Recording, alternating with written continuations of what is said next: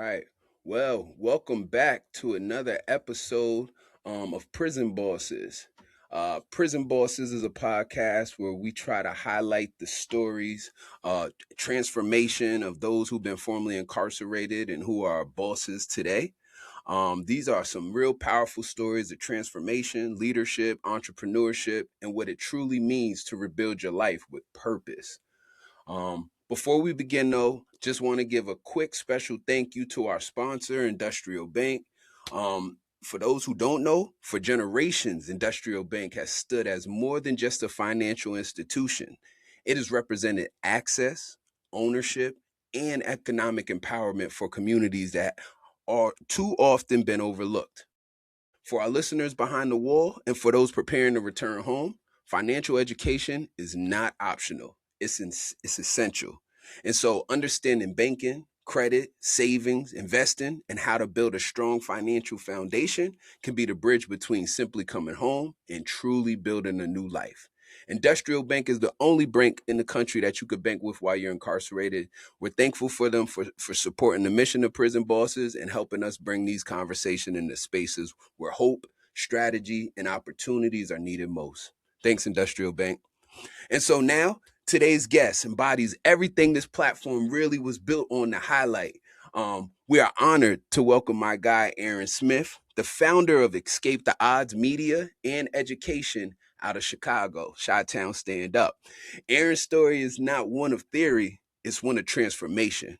After being sentenced to 12 years in a federal prison and serving nearly a decade, Aaron came home with more than just a desire to change his own life.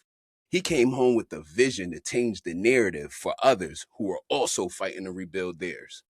And so, through Escape the Odds, Aaron has built a powerful platform at the intersection of media, education, reentry, workforce development, and entrepreneurship. His work uplifts justice impacted voices, creates pathways to opportunity, and shows what is possible when lived experience matched with discipline, vision, and execution will help you become. And so, from storytelling to podcasting to documentary work to correctional programming and business education, Aaron has turned his personal journey into a movement that helps others see beyond their circumstances and a step towards ownership for their own futures. This conversation matters because Aaron is not just talking about second chances, he's actually building systems, platforms, and opportunities that make those chances real for others. Today, we will talk about his journey through incarceration, the mindset shift that helped him survive and prepare the creation of Escape the Odds and what it takes to come home, build something meaningful, and becoming the author of your next chapter. So, our Prison Bosses family, this is a conversation about resilience, vision, ownership, and legacy. Please welcome to the show my guy, Aaron Smith. Aaron, how are you doing, brother?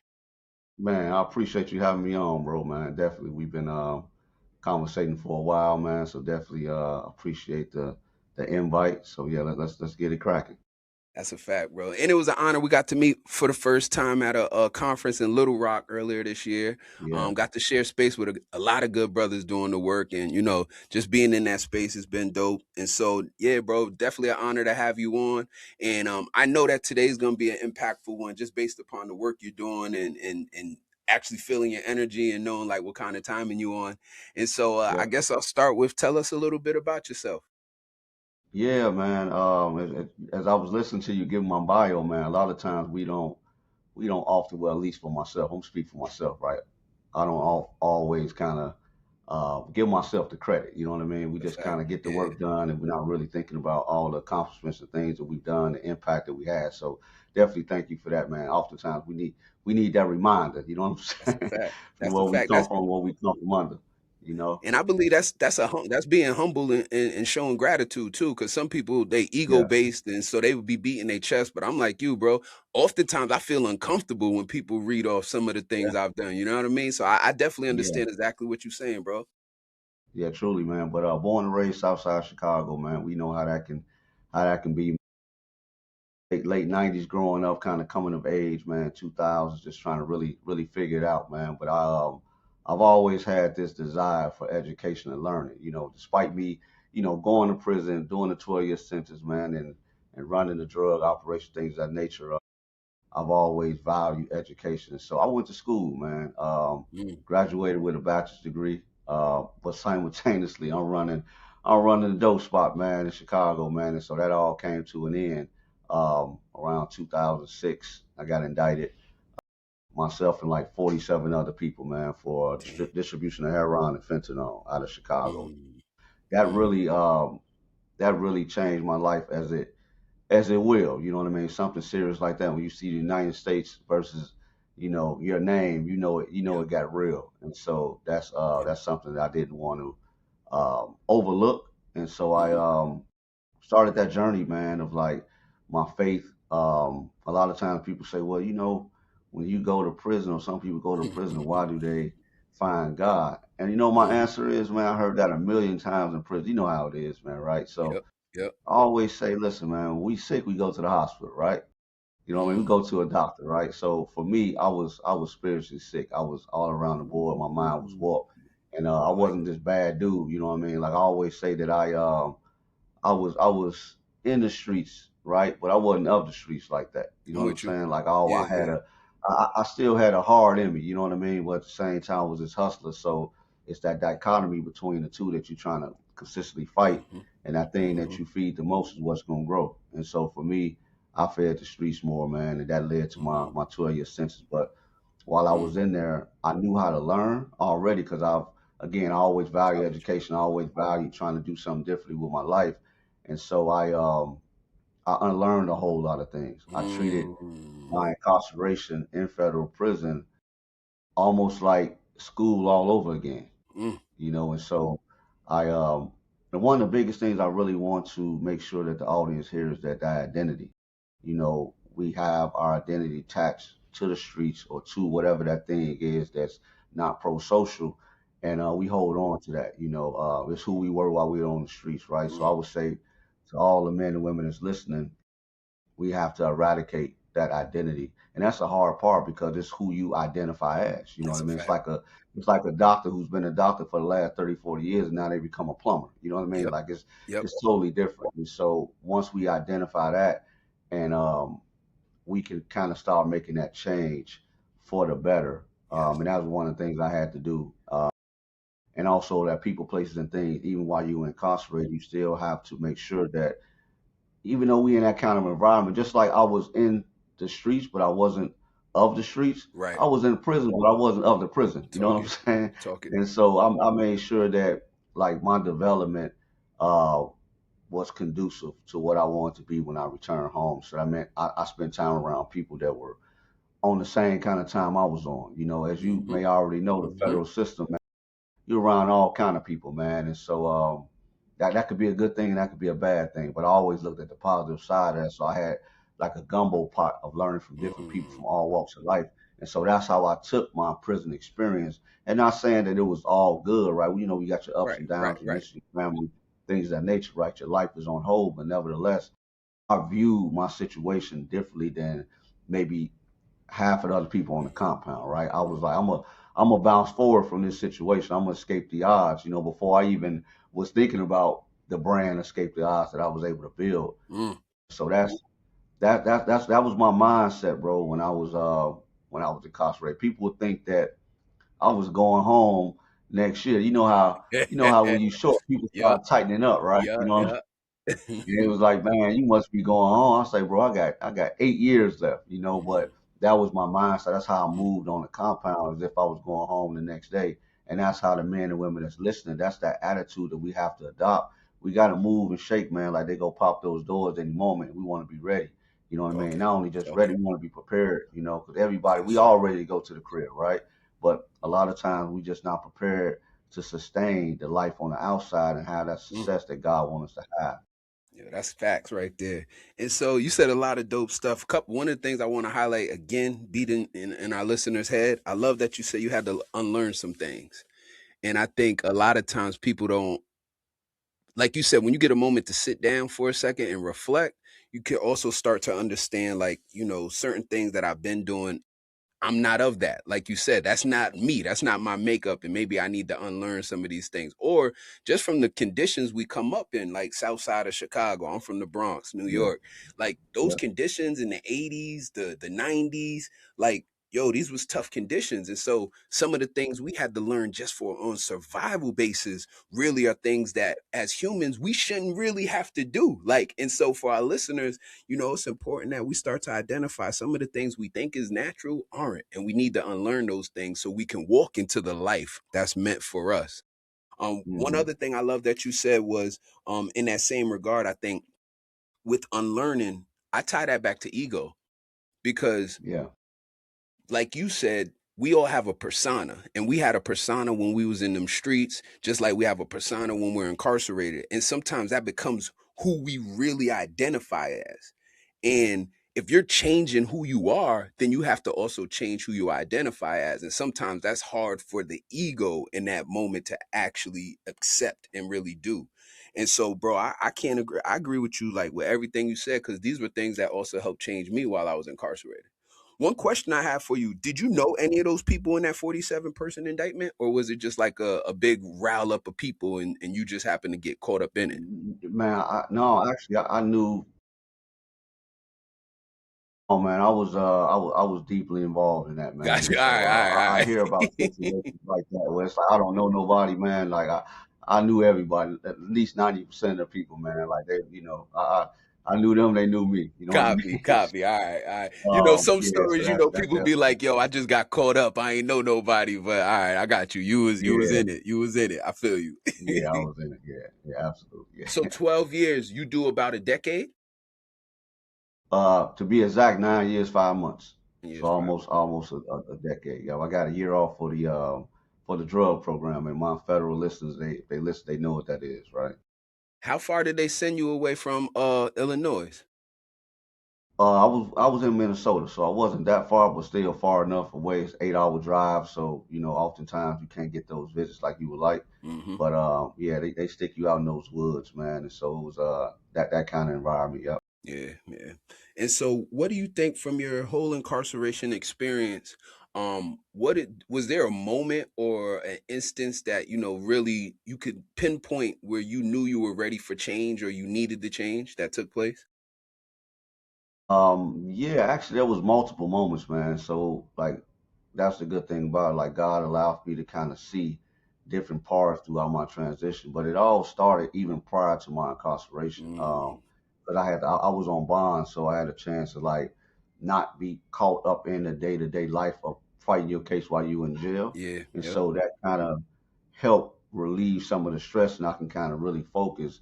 And so that's when I found my faith, Mm, and I knew I sold myself short. Here I was, somebody who had a bachelor's degree in business, right? But I was just feeding the streets more so than I was feeding, the whole education piece of college and that yep. whole environment. And so yeah, man. So I knew from the get go, like this ain't me. You know, what I mean, Mm, it's gonna be something different. But I knew I had to go to prison, mm, and I knew I had to, go deal with these consequences. So there was no way of getting around that. So I'm like, I got to suck it up. right. And once I get there, I know how I got to move Mm, because I'm preparing when I get out. I literally was preparing before.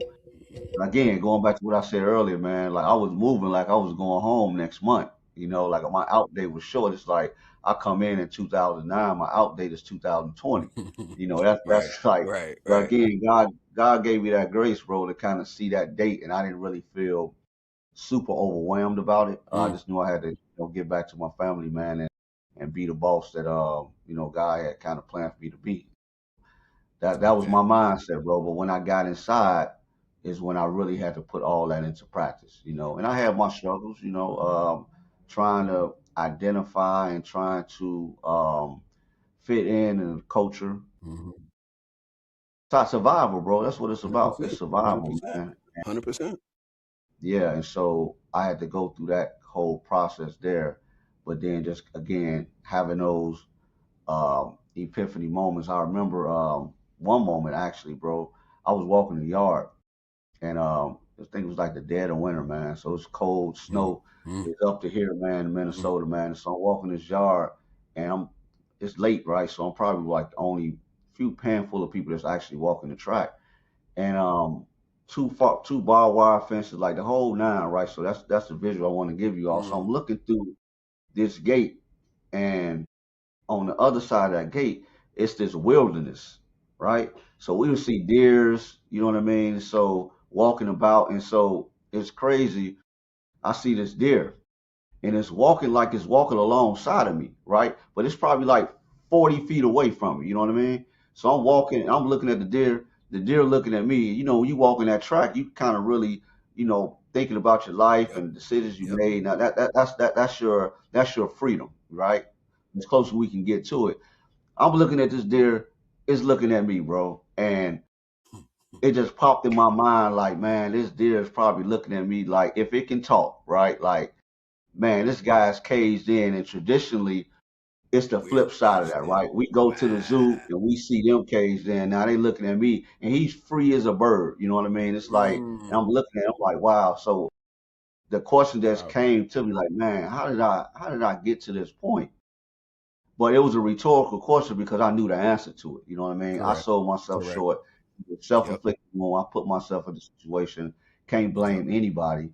And so it was one of those moments like that where I knew that it wasn't about me. You know what I'm saying? It was Yes. about the people that I can impact even while I was inside. So I was like, okay, from that point on, I had to start kind of giving back because up to that point, I was maybe like 4 or 5 years into my bit. So I'm trying to learn how to do the time for myself, Mm-hmm. right? And so now I'm to the point where I've gained all this information. Again, unlearned a whole lot of things. I'm walking a certain kind of way on the compound, so people respect me for this dude that's like on top of his business. And so now it's time for me to give this back. And so I couldn't be selfish with the game and information that I had. And so from that point on, I really started to be a leader within that environment. And what did that look like becoming a leader in that environment? Yeah, man. Teaching programs, man. One of the things that I did was the financial literacy program, and I was Mm. shook to death to do it, man, because I've been studying them. I've always been pretty good with numbers and things of that nature, man. Like good with just math and just kind of get behind some money. And so I was in this program, and we had to really volunteer while we were in this program. It really stretched you. And so I remember one of the case managers said, "What are some of the things I like to do?" And I'm telling them what I'm doing. Because at the time, I'm studying the stock market. I'm tracking the Mm. market. Like I'm like the Wall Street dude on the compound, right? Wall People Street know me trapper? as a Yeah, dude. yeah, yeah, yeah. That's me, right? That's actually what I Mm. thought I was coming home to do, but God be having a way of kind of Mm. revamping where we going. And so That's right. he was like, That's "Oh right. man, so that means you're an expert." And finally, I said, "Expert." I didn't look at myself like that. I said, "No, Mm. I mean I know a little something. I'm downplaying it because I see where he's going. He want me to Mm-hmm. start teaching the other men in the unit." And I'm like, "Man, I really ain't on. I ain't look at myself as an educator in that sense." And so he's like, "Man, that's what I want you to do, man. We're gonna develop a financial literacy class." I'm like, "Man, Lord, man, I don't know the first thing about teaching. I could teach myself, but I don't know about teaching other people, man." And Right. so that was like the start of it, man. Then I got on the reentry committee, and on the reentry committee, we had our roles there, so I had to invite people in. And so from there, it's like that leadership kind of really grew me at the same time, helping people with their resumes and Mm. preparing for release. And so it was again, it wasn't just helping other people; it was preparing for my own release at the same time. That's a fact. That's a fact. Yo, you Yeah. know what I love Toastmasters. about Oh, I was just gonna say the one thing I love about hearing you speak, bro, is the accountability piece. Yeah, You take full accountability, which I think is huge. Like I'm the same kind of guy. Like most times people hear me, I'm gonna say I put myself in prison. yeah, And just like you said, I love your story, that aha moment with the deer. And just the psychological aspect of it, like you're the one that's caged in, where historically is yeah, supposed to be the opposite. But I put yeah, myself here. And then I love yeah, how that turned into leadership. And you're able to even identify that. And so for our listeners, his leadership, one, he had to take himself out his comfort zone. And yeah, I think that is huge for our listeners. That's where you always grow, when you're uncomfortable. And so I could imagine looking back now, you're grateful that you had the opportunity to teach those financial yeah, literacy classes, and that yeah, pushed you out that zone to teach when you didn't look at yourself as a teacher in that regard. But when you put yourself out your comfort zone, what you also do is you challenge yourself, which then builds confidence in yourself, esteem in yourself, and you start to look at yourself in a different regard. And so I'm a component of always trying to take myself out of my comfort zone, doing things that, like for instance, I do public speaking. I told my wife recently that I want to just start doing more church sermons, and not really that I'm a religious guy. I am spiritual, Yeah, but I love the yeah, idea of having to give a different talk every week, having to do research, and then having to execute it that very next week. And so, yeah. pushing me totally out of my comfort zone is what it's all about. And so, I just wanted, I couldn't let that go over our listeners' head. How important you being able to show what that leadership looked like while you were incarcerated. And with that said, how has that now transitioned into you being released, your home, you Hmm. start podcasting, right? How does Yeah, that get you on your pathway to where you are today now? yeah, man. While I was inside, I thought about, just how people thought of individuals that were incarcerated or impacted by the system. And so I knew I wanted to change the narrative first for myself, but then for other people as well. And so when I got out, I began the podcast like you're doing right now, man. And that took me out of my comfort zone. I actually was shook to death, man. My first one, right? Again, that's public speaking. And so I'm like, man, I really don't want to do it. But again, going back to it, this ain't about me, right? This is Mhm. about the impact that I can have and then the stories I'll be able to kind of put out there. And so that was like my first step into putting myself out there because I've always been the behind the scene dude, right? Like my street nickname, and I had to get away from that name as well, and that's the identity piece, right? They call me Ace, right? I was like Mm. Ace from Paid in Full, laid back, smooth dude, Ah, making it happen from behind the scenes, right? And that's how I always identified myself. But this time I had to kind of be in the forefront. And to be honest with mm, you, I'm mm, still my natural character is a behind the scenes kind of a guy. But mm-hmm. nevertheless, like we have to put ourselves out there again, as you were saying, Trent, like just being Yep, uncomfortable. And so yep, yep. that was one of the things that I kind of had to do. Like once I got out, that was like my first step into like the public speaking arena. Even though I did like the Toastmasters and I had Mm. scenarios with there where I bombed the whole speech in front of 200 people, man. And so I had that trauma, that PTSD in the back of my mind, right? So I had to always got to push through that when I'm Talk public about it. speaking. Like even to this day, man, it's like but it kind of again comes around to that preparation and just being uncomfortable and just like, hey, look, Yes. you got to do what you got to do, man. And every time you're gonna get better and better. But even being an entrepreneur, man, like if I don't work, I don't eat. You know what I mean? Talk And about it. so Yes, it's sir. that's very uncomfortable. And I've It always been a definitely. guy that I like to have the control of the situation. Man. I like to know what's coming in, what's going Hmm. out, man. And so entrepreneurship, one minute you up, the next minute you down. Talk it. And so that's Yep. definitely an uncomfortable situation as well. And so, yeah, Yes, man. sir. So that's kind of like my piece on that. So what have you so you came so you're home, you've been home for a while. Did you Yeah. jump right into entrepreneurship from day one, or did you jump into No. workforce? Yeah, yeah, yeah. My bad about that. Yeah, I made a plan, and I think they need to hear this. I made it like a literally an 18-month plan. I went around to a lot of people that I knew that knew me throughout my bit, that I respected their opinion. I said, hey man, what do you think about me? Right? Like I'm really trying to write this down on paper. What's my strengths? What's my weaknesses? I was literally asking these things because, yeah, exactly. You know what I mean? My own SWOT analysis, right? Yep, yep, And yep. so, because the eyeball can't see itself, and so I took that. It was a humbling experience. And so I'm writing these things down, but I'm planning what I'm gonna do the first 6 months is gonna look like this from a financial standpoint. Good thing about it, I already knew where I was going to live. I had good family support on housing, so I didn't really have to worry about that. I knew the kind of job I was going to work because while I was on bond, I worked for a freight broker for like 2 years. And so I learned the game of the trucking industry. So that's how it got me into the transportation space. So that was the only Makes sense. professional job I ever had. And so Mm, I'm like, okay, I can go back doing that and I could just do that for a little bit, and then I can do. I was really going into tech, man. Like this reentry mm, thing, bro. Like this is gonna be like third down the list. You know what I'm saying? I Mm, was going into the tech and the Wall Street piece, right? Just kind of playing with the money, man, and technology piece. So that's what I thought I was going to do. And so I started this podcast because that was like a idea that I had, you know, to kind of change that narrative. And so I started that. I got out in February 19. I started the podcast in December of 19.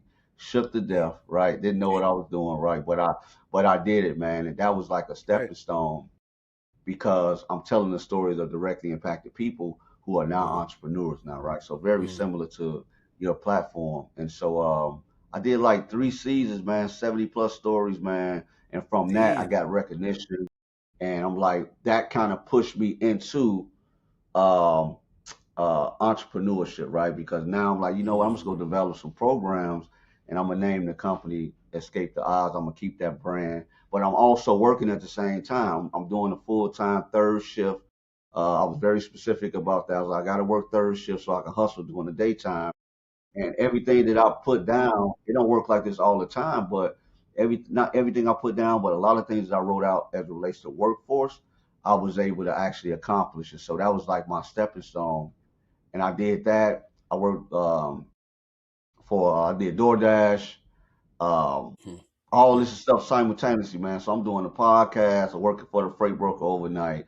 I'm doing DoorDash. I'm working for Cook County as a community engagement guy, right? So that was really flexible. So I was able to bring in the cash, man, and kind of get things pushing.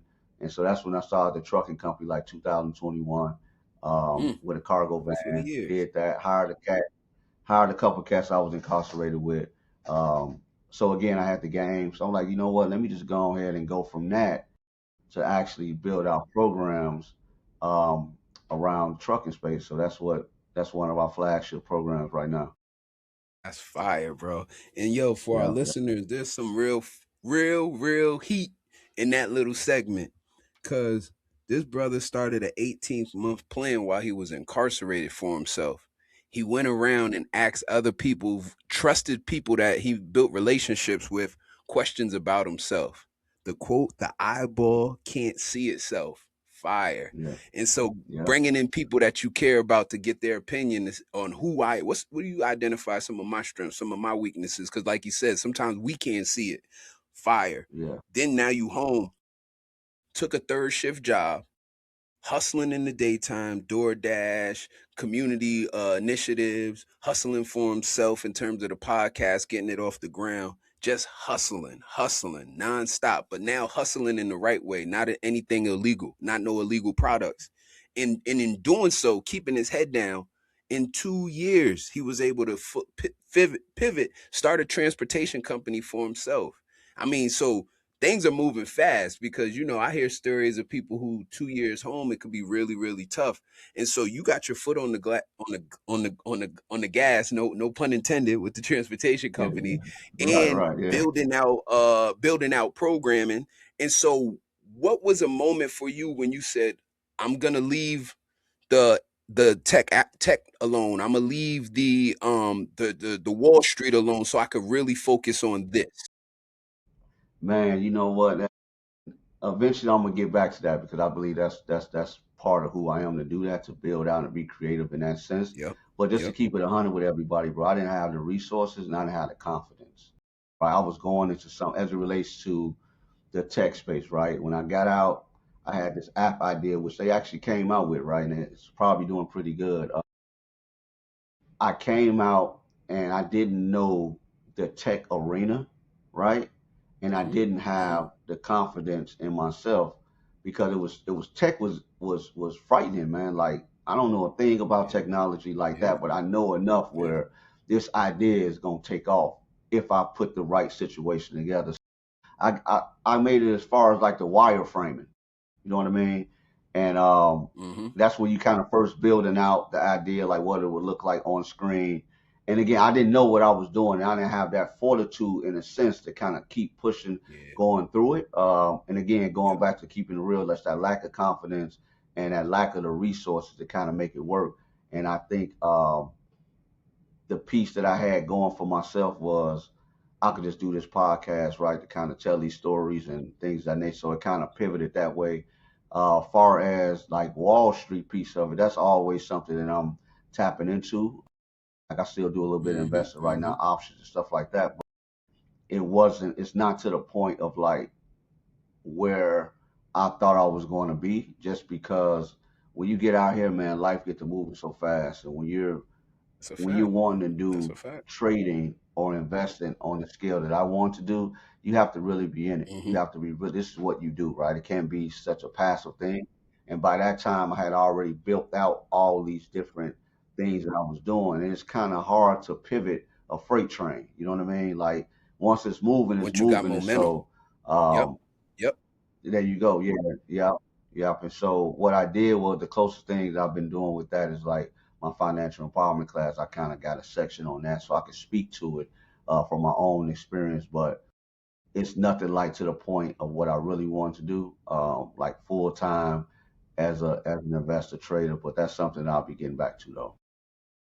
I love it. I love it. And I love the fact that you said a couple of things for our listeners. That's why confidence is so important when I harped on that earlier, Yeah, because, confidence will hold us back from things at times because we'll talk ourselves out of things that we could yeah, possibly do. absolutely. So I love that you're still on it. And I love you said you Yeah, got to be in it. That's one yeah, thing I think a lot of times that's where I think people fuck up at is they try to do too yeah, much. And I yeah, always tell people, yeah, like, I use the reference of diners. Like a diner in today's day and age is dying because a diner tries to be everything to everyone. They need breakfast, lunch, a dessert, dinner, alcohol, snacks. You know what I mean? So at the end of the day, they throwing yeah, away shit. The specialty services, that breakfast spot that's only open from 6 a.m. to yeah, 11 a.m., that's yeah. the motherfucker that's You're right. winning, right? Because they're focused in there, they're focused on that one thing locked in. And what I try to tell people, if you're going to really be serious about entrepreneurship, you got to be locked in like that. Like, and so to your point, it's really hard to juggle multiple things and give it 100% if it's Yeah, not a main focus. And so I just hope that, though, I wanted to really reiterate that for our listeners, because I know y'all got big dreams for yourself, but find the yeah, one dream that makes sense. Latch on yeah. to that motherfucker, ride it as far as you can, And and in your journey, other opportunities are going to present themselves. there you go. And So, if hey, I could add to that, right, that yeah, definitely. if I could add to that piece of it, man, there's this we hear about this seven streams of income and Hmm. diversification, all those kind of things, right? And that could send the wrong message at the wrong time. And so what I had to realize, because I was that guy, right? I had all these different ideas. So it's the shiny object syndrome, right? A lot of times we want to, just to keep it real, we want the thing with the least challenge, right? Amount of challenges. So we go after these easier things because like, all right, we got our mindset as a hustler. Like, I'm gonna hit this lick real quick. I'm gonna get this bread and I'm gonna do this. And you find yourself in a hand. Now you're just you being busy, right? It's not really being Yep. productive. And so going back to the Mhm. seven streams of income or multiple streams of income, we kind of hear about, right? But what we don't really understand when we unbox that a little bit is that think about all of the greats that we know. I'm gonna keep it on the hip hop culture, right? Let's think about the Jay Z's of the world, right? Let's think about the P Diddy's of the world, right? Or entertainment as a whole. Michael Jordan's, the Kobe Bryant's. Man, they did one thing in the beginning, right? Talk it. Even Talk some of it. our latest hip hop stars, the Drakes of the world, they did one thing, bro. That's all you knew them for was getting busy on the mic, making income from that. Even 50 Facts. Cent, Facts. 20 years ago, 20 plus years ago, man, he wasn't doing no film, right? He was flirting around with it, but he made his name in music. And then from there, he took that income and those resources, right? And was Yes. able to kind of diversify his portfolio. Yes. And that's what we Yes. have to do, as you were kind of definitely saying. We have to lock in on that one thing. And then from there, we take the money that we make it from there and we do other things with it. So I'm learning that now, even more so. And so, and building systems too, right? As Talk it. being Talk it. entrepreneurs, right? We're Yeah. not, Yeah. yeah. So building systems out, man. We're not always working in the business, but on the business. One of the books that I read while I was incarcerated, and I highly encourage y'all to read all the Rich Dad Poor Dad books, man. I mean, all the Robert Talk it. Kiyosaki books. Rich Talk Dad Poor it. Dad is one of them. Yeah, so that was like my that was my mentor, man. And so it touches on a lot of things, but one of the biggest things is like building those systems out so you can diversify and you can have multiple streams of income because you got people and things and resources kind of handling stuff for you and systems where you can kind of do different things. You can work on the business opposed to in the business. So that's kind of like a nugget for my entrepreneurs out there and something that I'm taking to Yes, heart sir. right now as well. Nah, that's a great nugget, bro. I ain't gonna hold you. There's a huge difference between working in and on, like A Yeah. said, and so Yeah. I learned that I was a part of this organization called EO, Entrepreneurs Organization, and Mm-hmm. it's a national, well, it's actually an international organization for entrepreneurs. You gotta get like apply, get accepted in. They got chapters all over the country and all over the world, but once a quarter they had a day where you would work on the business. And so they introduced me to that concept, and being able to identify there's a difference between working in your business. That's what we do on the day to day. We're there, we're working on it. Even if we got a team, we're caught into the day to day and involvement that way. But we need to make time to work on the business the same way you do when you're first starting a business and you're developing business plans and you're trying to be strategic. There should be at least some time throughout every quarter that you're making time to continually do that and staying up to date, following up on plans, planning for what's next, just working on the business. And For so sure. I've actually incorporated it now, bro, where I typically don't have meetings on the table on Mondays and Fridays. I keep those days off my calendar. So then that way I Wow. only have very important meetings that day, or I, or if I have no meetings, then I'm working on the business on those days. Mm, And so I've okay. kind of tried to do it more frequently than just once a quarter because I've seen Mm, how beneficial it is when you're able to pull yourself away from the day to day and just focus on yeah. the business. And so That, huge jewel right there for our yeah. entrepreneurs, for those who are looking to be entrepreneurs, is really understanding the difference between the two. And so, And Aaron, then tell us loving what what you you do do. now. Yeah, what I'm doing right now with Escape the Odds, man. Um, transition from the podcast. We haven't done that in man, it's about 4 years now. Doing more programming, economic empowerment programming inside of reentry. I mean, inside of correctional facilities. Mainly, that's like 98% of the work that we do inside. We do a lot of it virtually. We got a box truck business program we've been doing, been running that for about 3 years. I actually started in community first. So the Mm, guys loving that, man. Just kind of mm, teaching them how to kind of begin that, my experience as an yes, owner sir. operator, but then also working at that freight broker for those years, kind of lending some expertise, man, to me from the business Yes, side sir. of things. Man, we've been doing that throughout the country. That's our flagship program. We just Mm, developed another program called it's a commercial cleaning business program. All of our programming is wrapped around mm, entrepreneurship. So the commercial I love cleaning that. business program, we just running a cohort out of Tennessee with that. So teaching the guys how to kind of start their own commercial cleaning business, contracts and things of that nature. That's taught by a justice impacted person who I did time with, so he's an expert in that Mm, field, but also an expert in the lived experience of mm, of the system. And so doing that, the biggest piece we got right now outside of our program is the documentary. It's called Escaping the Odds of Recidivism. We filmed that over like a 3 year time span.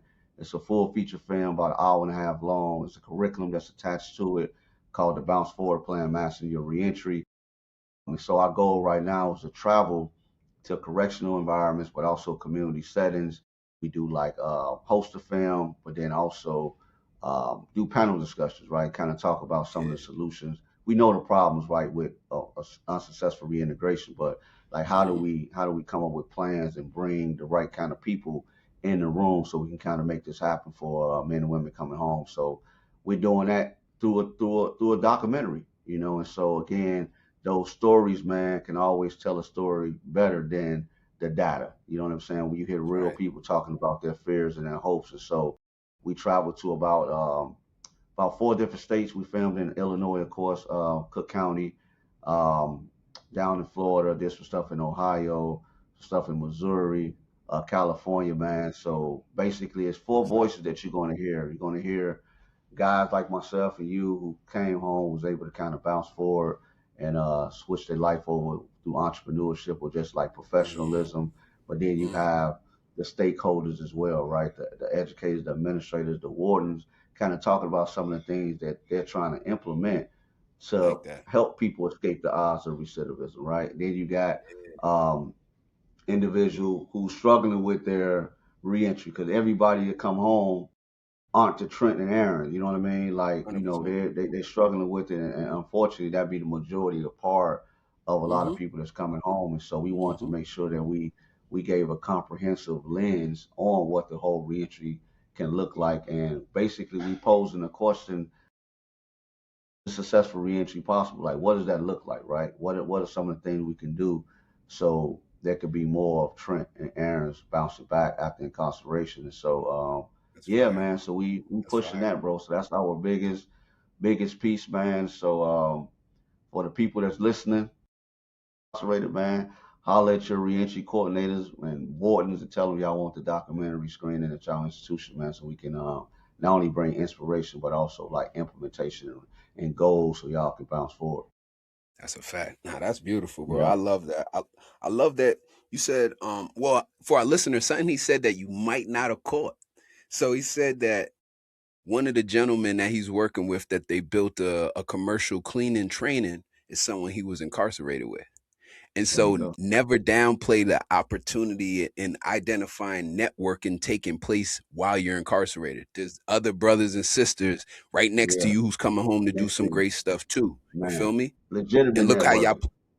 you feel what I'm saying? And so that came from that networking on the Yeah, positive because we could figure there out you how to go. go do Right, some negative stuff there together, you go. but Yeah, networking right. on the positive and really Yeah. executing. So I love And that, if I brother. if I could speak to that real quick, man, Yep. Yep. how very important that is, right? We heard the term like your net worth is your network, right? Like being attached Hmm. to the people that's around you, right? You hang around, 10 people that ain't on nothing, right? Like you definitely can be that 11th person. And so with me, even with when I first started my trucking company, the first two drivers I had were directly we were locked up together, Talk right? And about it. they Yep. drove for me, so we would both be able to feed our family.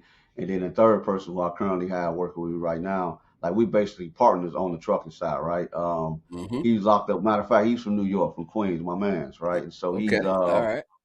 he kind of held it down with me with the truck, man. And so again, kind of speaking to the people that's alongside of you in the trenches, man, could be some of your business partners, the people you can collaborate with on the outside, man. So that's very important. So every program that we have, we want to have it where it's being taught by a directly impacted subject matter expert. So I agree. that's our niche piece. Yeah, I agree, bro. I think the people closest to the problem are also the closest to the solution.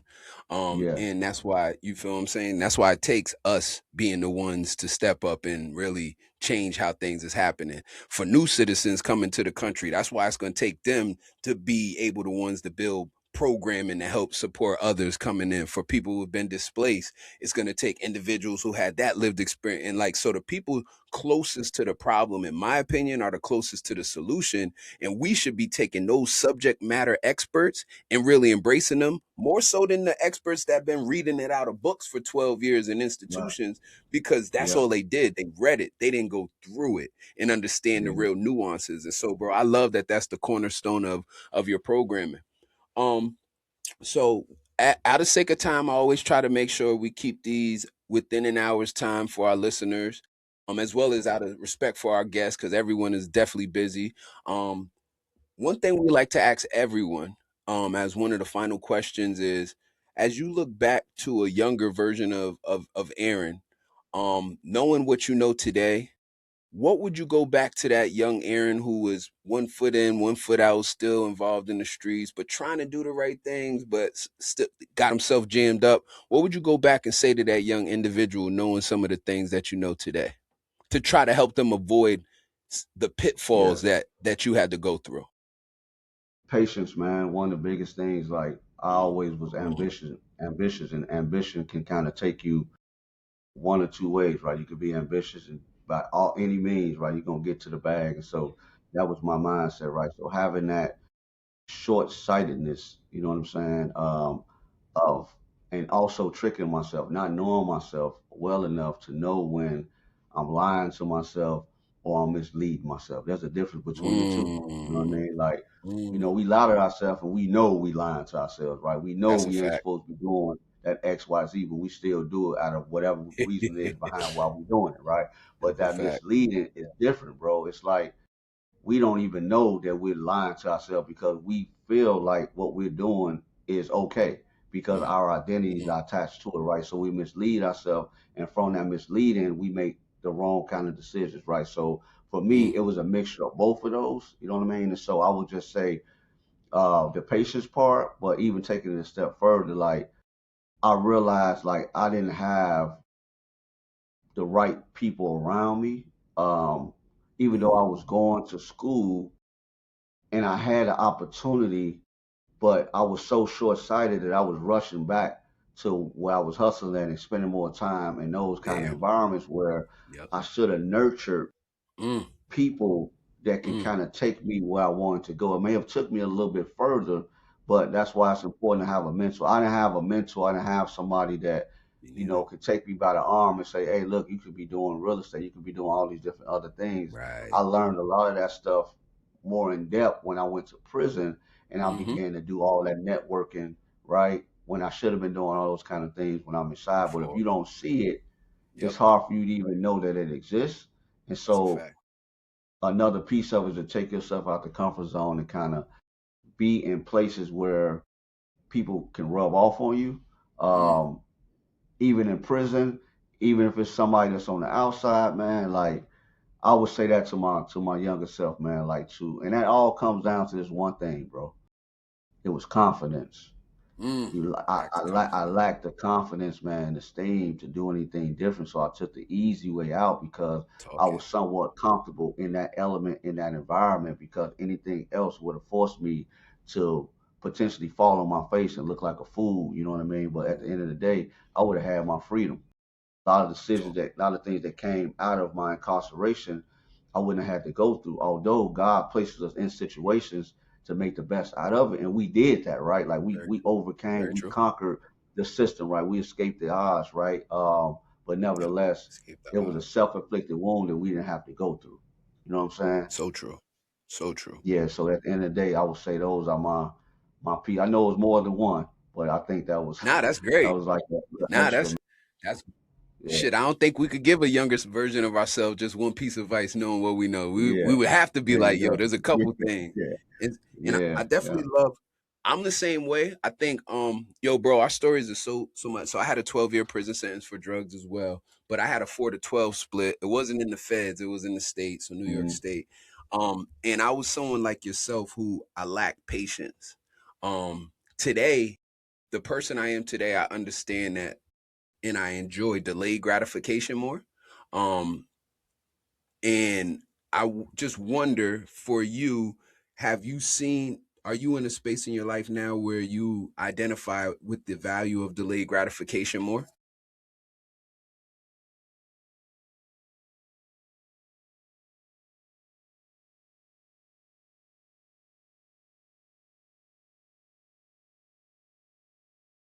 Oop, you hear me, bro? Yeah, it cut off for about a minute. Yeah. So, I can hear, but you can hear me now? I can hear you now. Yeah, one of the last things I heard you say was that you did over the 4 to 12 split, and after that, it kind of Yep. froze up. And so I just said I'm kind of like you in the fact that I didn't I lacked patience as a young man. I wanted everything right away. Today I can value delayed gratification. And so I was just wondering, and someone who said that patience was an issue, how do you feel about delayed gratification now? What's your relationship with that?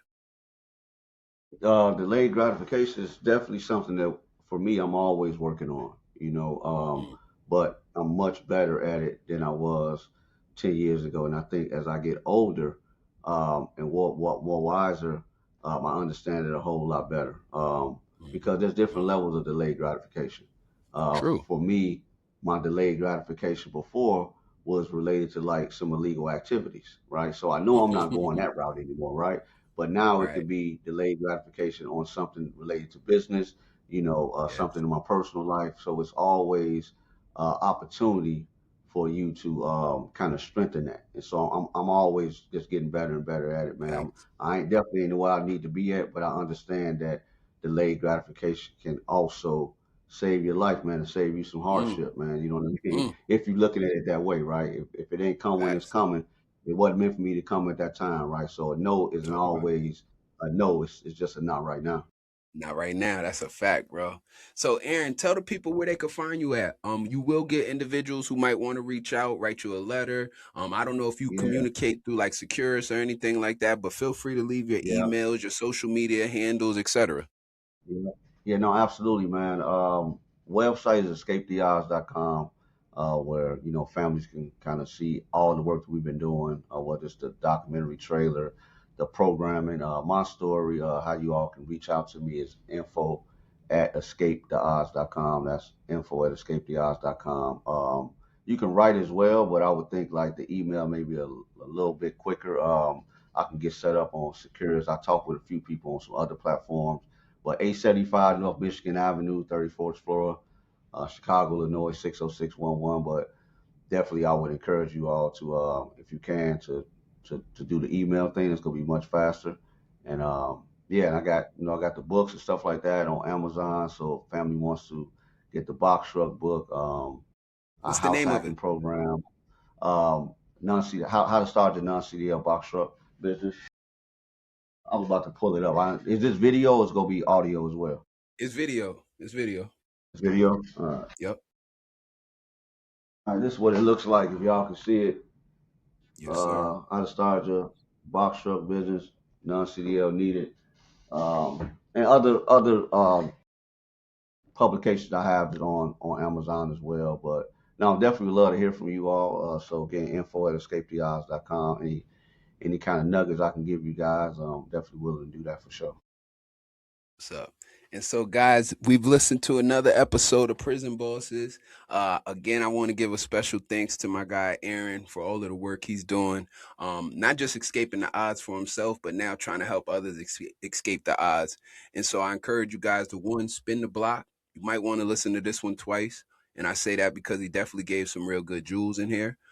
Also, reach out. Got the contact information. One thing he talked about the importance of mentors, and oftentimes people miss out on opportunities for mentorships just by not reaching out. So build that confidence that he had mentioned before and, reach out. Lastly, as always, we appreciate you guys. Safety is the most important thing. So stay safe.